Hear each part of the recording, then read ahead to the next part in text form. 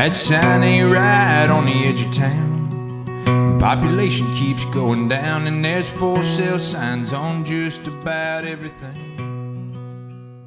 Welcome to the ClayScience podcast, where we discuss ideas, innovations, and meaning in education. This is recorded on the high plains of western Kansas. In this podcast, we will discuss the potential of applying aesthetic theory to project-based learning, or PBL. Today, I hope we can stir the thinking of those involved with PBL or aesthetics.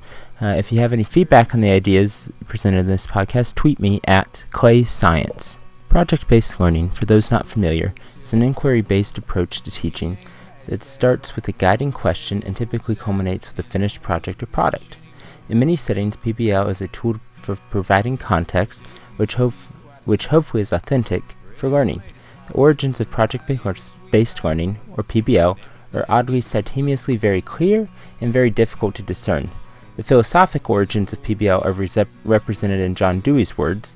The practical origins, probably medical schools.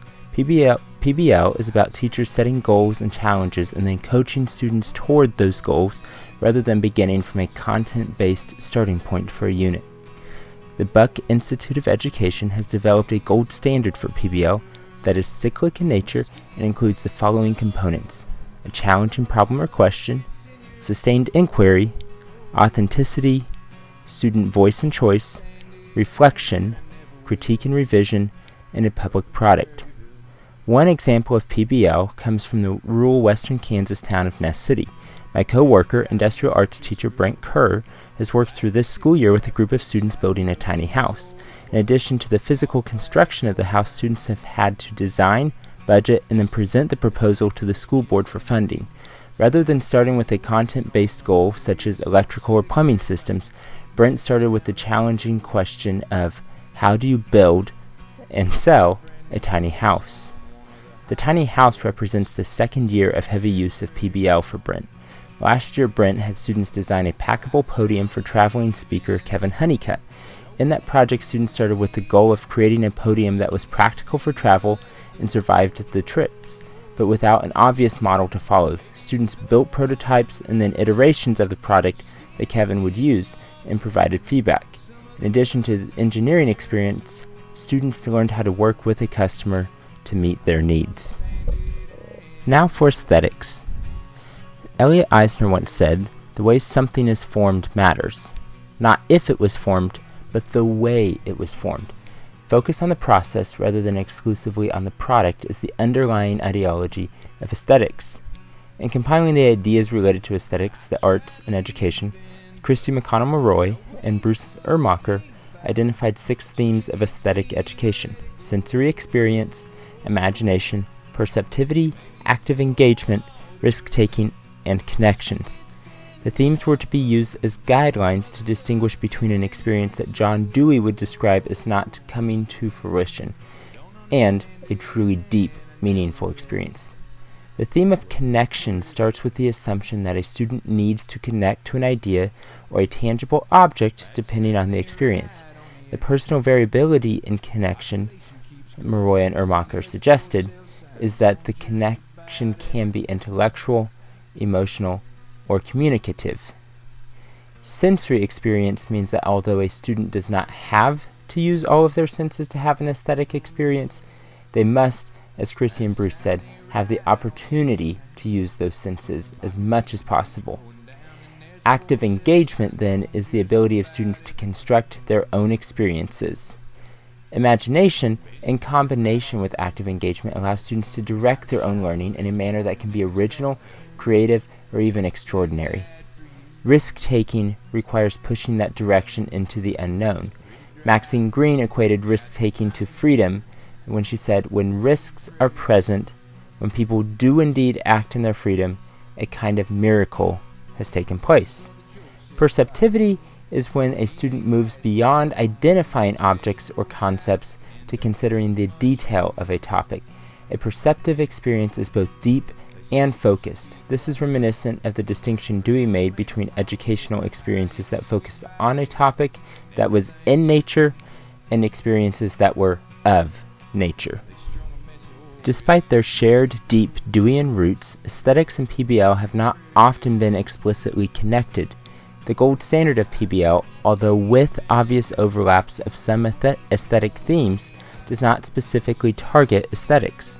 In considering the intersection between aesthetic theory and PBL, it is necessary to look at the following. What are the existing overlaps between PBL and aesthetic theory? What are the roots of the disconnects between the two?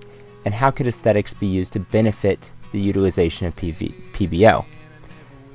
The component of authenticity in the gold standard is in many ways analogous to the aesthetic theme of connections. A project that is authentic is a project that takes place within a context that a student sees as actually existing. In a manner of thinking, this context is a matter of whether a student is able to find a connection between the project and reality. Also, a project that is authentic for a student also necessitates a connection for the student between the project and their previous experiences. Similarly, the gold standard component of student voice and choice is reminiscent of the aesthetic theme of active engagement. Active engagement means that students need to be able to construct and influence their own learning experiences.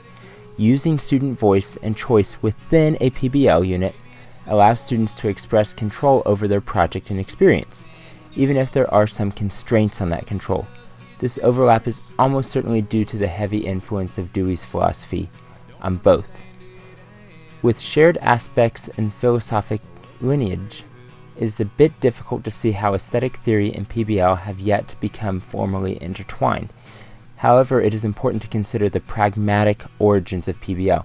I am not suggesting that Dewey's ideas at the dawn of the 20th century were impractical at the time, but the larger scale implementation of PBL occurred decades later in medical school clinical settings.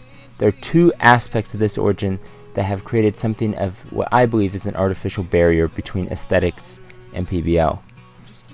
It's important to consider the goals of medical schools. Medical schools are explicitly aimed at developing a set of skills in their students. Although these skills are far from mechanical and are applied in nuanced and varied contexts, the skills are the desired outcome for medical students. By their nature, medical schools need to be outcome focused, which is at a philosophical divergence from aesthetic theory. Aesthetic theory emphasizes the process rather than the outcome. For the arts, this approach is very natural, but a stark difference from the context of medical schools.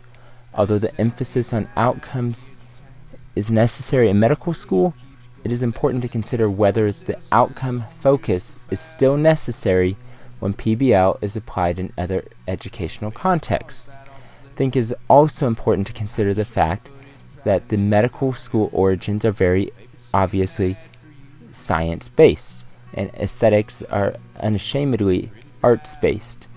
Although you can definitely apply an idea outside of its original context, the further those original contexts are apart, ultimately the more difficult it's going to be for those two ideas to meet. Ultimately, the beneficial consideration of the intersection of aesthetic theory and PBL is how can a consideration of aesthetics benefit PBL? PBL at the primary and secondary level does not carry the necessary professional skill development outcomes that medical schools must. A shift towards focusing on aesthetics does not necessarily mean abandoning the development of skills for students, but rather means the determinations of a successful PBL unit are made considering the quality of experience for students rather than just the demonstration of skills. The continuation of outcomes focus in PBL is not just a holdover from medical school origins, but a natural feature of an educational system heavily reliant on assessment. Schools utilizing PBL can profess a decreased concern for standardized assessment results, but a conceptual shift to being process-focused instead of outcome-focused requires a much stronger commitment to this ideal. A consideration of aesthetics could lead to a deeper, more meaningful PBL experience for students, where outcome-based PBL treats the experience as a journey toward a specific goal. Aesthetic-based PBL could allow the experience to be something for students to explore. Emphasizing the themes of imagination, sensory experience, and risk-taking could promote more creative, unique, and personalized experiences in PBL. An aesthetic emphasis could also encourage students to pursue more personally meaningful products and media for their projects. I want to thank you for listening to the ClayScience podcast. Again, if you have thoughts on the ideas discussed, tweet me at ClayScience. Also, if you have come across examples of aesthetic PBL units or projects, please share them on Twitter and tag me. I want to leave you with one final thought, a quote from John Dewey. I believe finally that education must be conceived as continuing reconstruction of experience, that the process and the goal of education are one and the same thing. Thank you.